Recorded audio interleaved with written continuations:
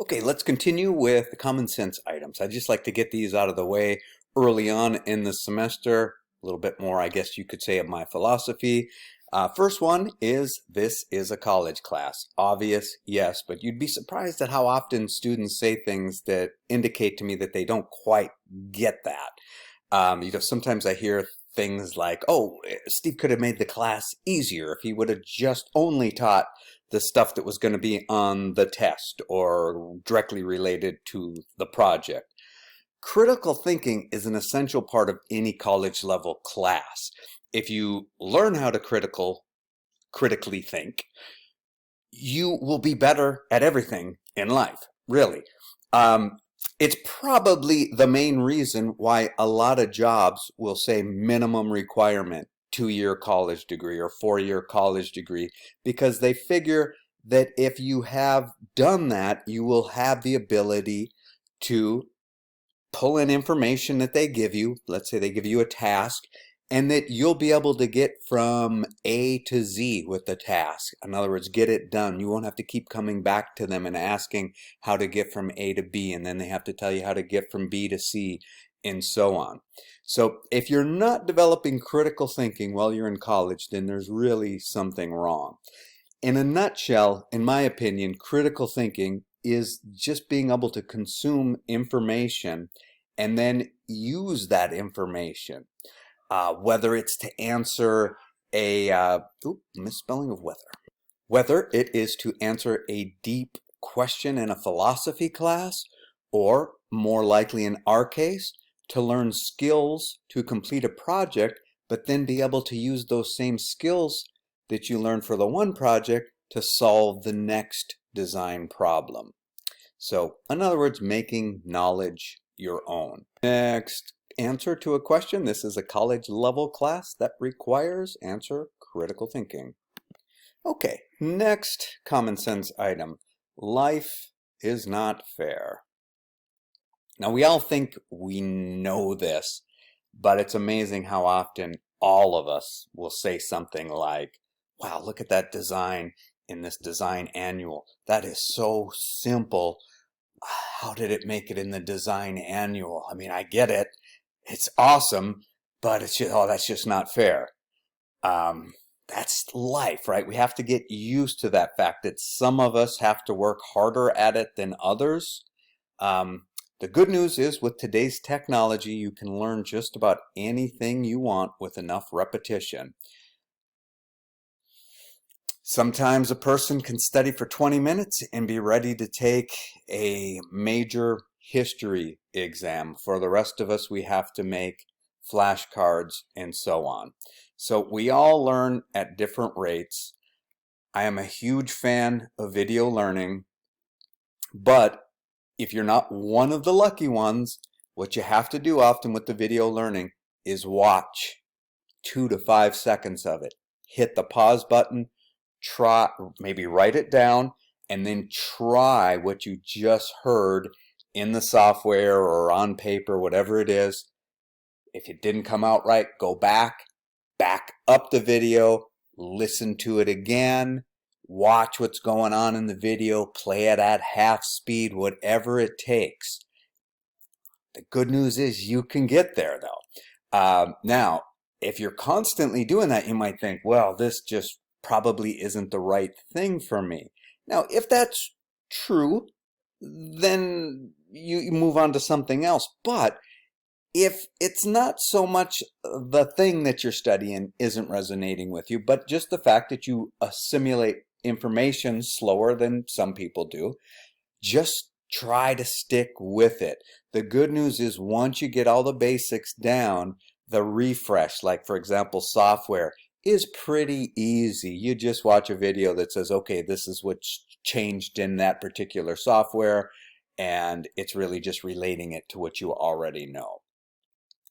So it really doesn't matter if you spent hundreds of hours learning and the other person only spent 20. You can put your own personal twist on what it is you know and still be very valuable in the workforce with that knowledge that you have. One of my examples is, Ryan Reynolds, good looking, funny, and can act, right? And then there's the rest of us that, maybe aren't good looking or funny or could ever act. Now, the side note to that is I will make our class as fair as humanly possible to each and every student. I am very uniform when it comes to grading. Some people might even call me inflexible, but if a student comes up to me at the end of the semester and says, "Oh, it would be so helpful to my GPA if you could round up my grades," I'm just going to have to say, sorry, the grades were posted all semester in Canvas. You had the opportunity to look that your grades weren't as high as you needed them, or to put that extra effort that you needed into the final project. Whatever it is, I will grade fair for each and every person. Each and every person will have access to the same information, and we will all be accepting of each other's differences. Diversity is what makes America great. And speaking of grades, that's my third and final common sense item. Want a good grade? Kind of like got milk?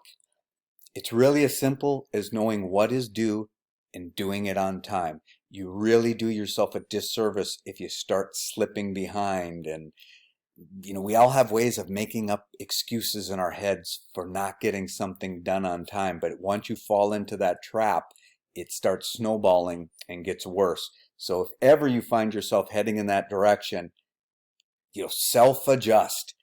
Hurry up, get caught up on the one that's due, and then just promise yourself you're not going to do that anymore. I will go over grading in much more detail later on. All right, let's answer the next question. Life is not fair. One example is that we all learn at different rates. I believe video learning really allows those that want it bad enough to learn just about anything. This may mean that you have to watch the instructional videos multiple times. All right, I pretty much touched on this already, that I'm happy to answer your questions, but just make sure that you're prepared and have done what was required for the class. Watch the videos, read the announcements. If I'm explaining something in class, even if you're not yet ready for that information, please stop what you're doing and taking notes. Always, if we're in a classroom environment, bring earbuds with you to every class so that you can go back and watch videos that are pertinent to what you're doing. If you want to pause and read this story, go for it. Now let's go over your syllabus. Go into Canvas, get to the home page, and what you should see here is where it says syllabus. Click on the word syllabus to download. So you can click on either one of these, download the syllabus. Some things you should know if you're not real familiar with downloading things from Canvas. When you click on this, you should see one of a couple different things. Sometimes the item downloads and you'll see it down here at the bottom of your screen. If you don't see that, go into your downloads folder where you should be able to find it. And it's usually, especially on a Mac, it's usually the very bottom one in this row of items. And then you would be opening up your syllabus at that point. The best way to watch this next section of the video would be to put your syllabus on the left, for example, and the video on the right.